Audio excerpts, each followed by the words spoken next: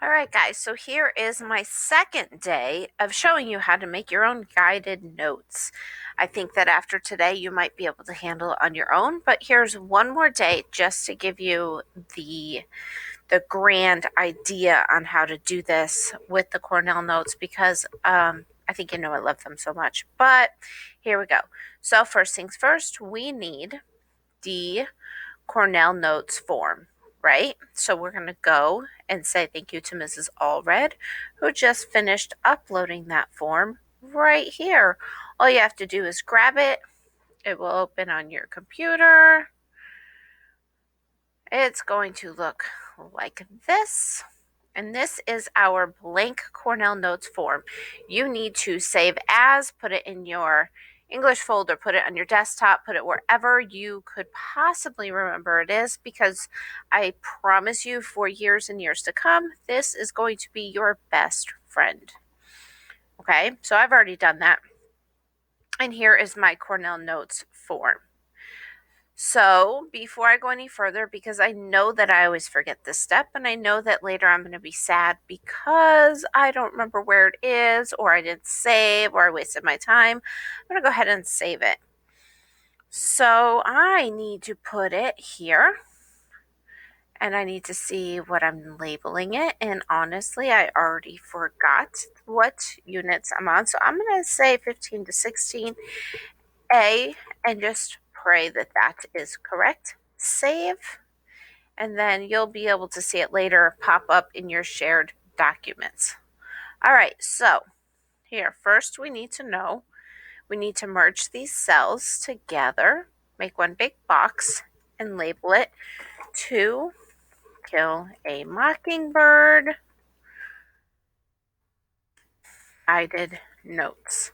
I'm going to center it because I want all of mine to look the same and the other ones are centered. And this font is larger than the rest. I don't really know why. I just kind of like it that way. I'm going to come over here and merge these cells. Oh, I did the last one super slow, or super fast. So let me show you how I did it.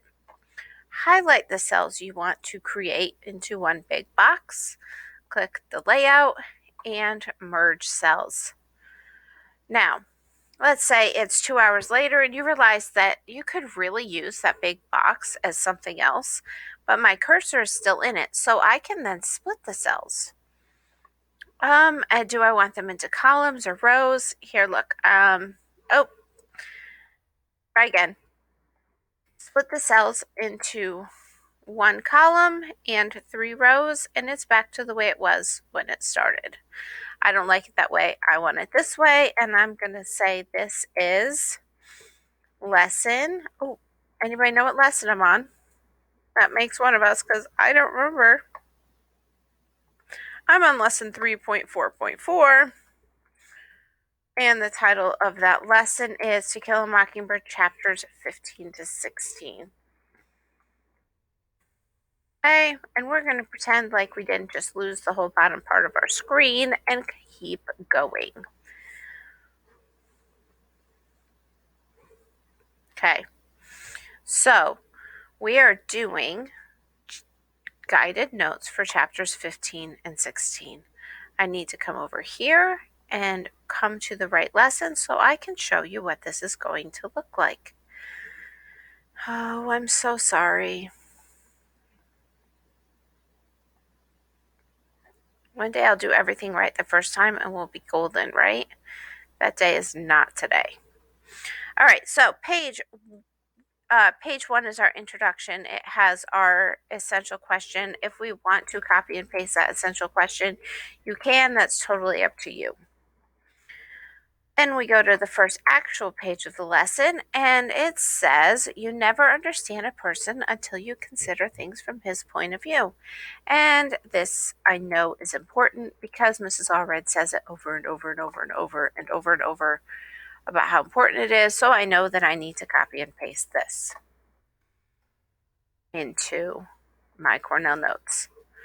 All right.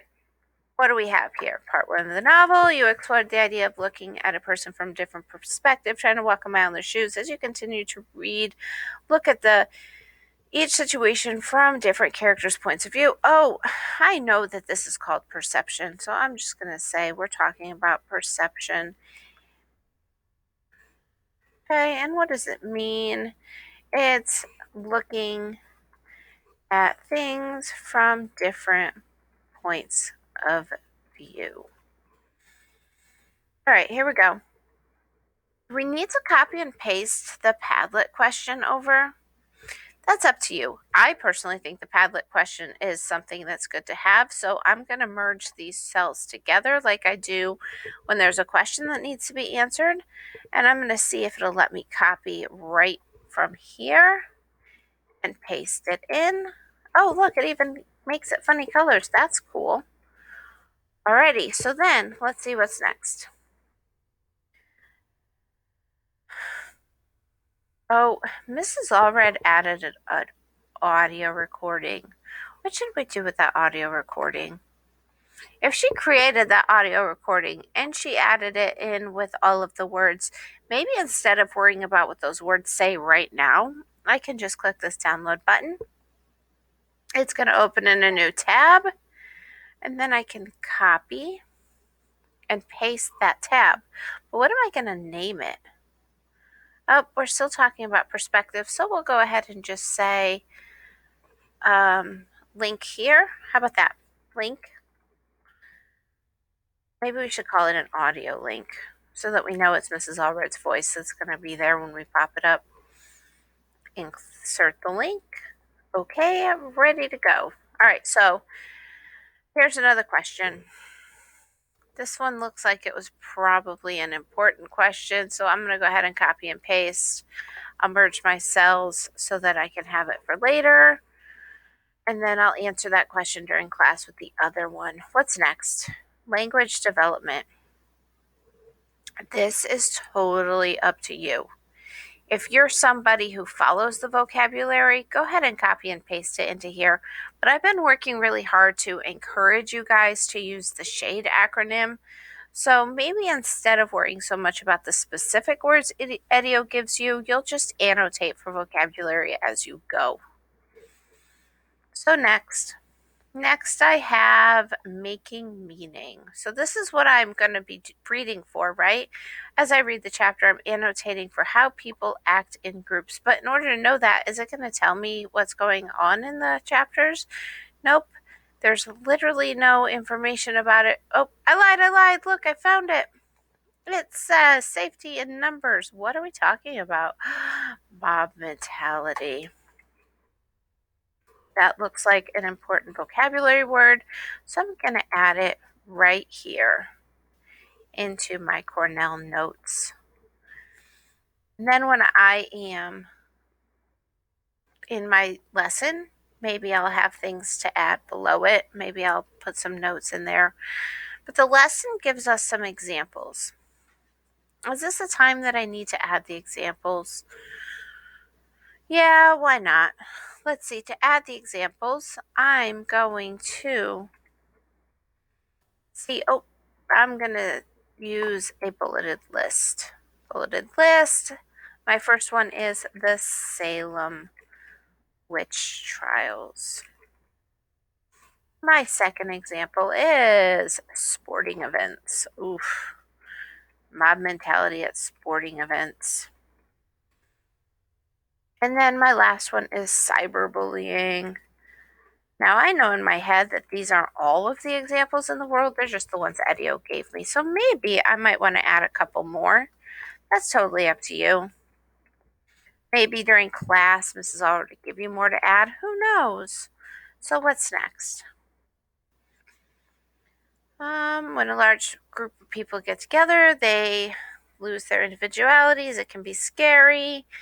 This looks like something that I should probably add during class. Yeah? Or I can say, if I make these notes before class, it'll give me more time to pay attention to what's going on in class. So maybe I'll just do it now. It says, when large groups of people get together, individuals tend to conform to the characteristics of the group, losing their individuality.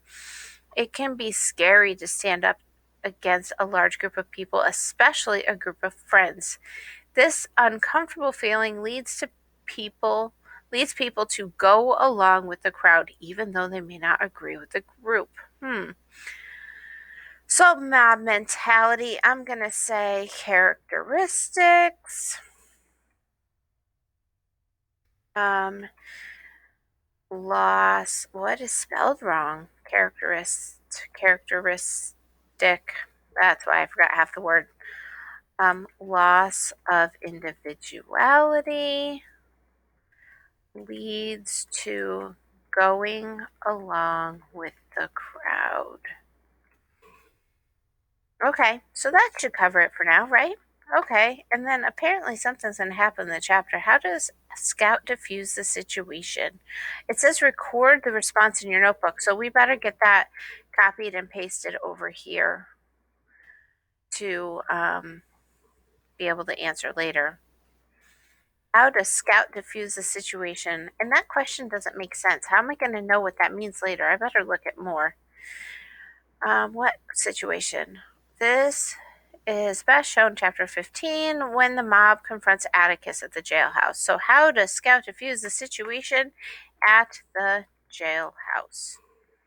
All right, is that the end of my lesson? It is. Wait, let me check. A mob's made up of people no matter what. And we love Atticus quotes, so we better copy and paste the Atticus quote. Oh, hold on. I don't like that that's not centered. Okay, I'm copying and pasting the Atticus quote right here. And as usual, I'm going to center it because it makes me happy. And that was a short lesson, right? All right. Well, I hope that helps you. Let me know. And I will see you tomorrow.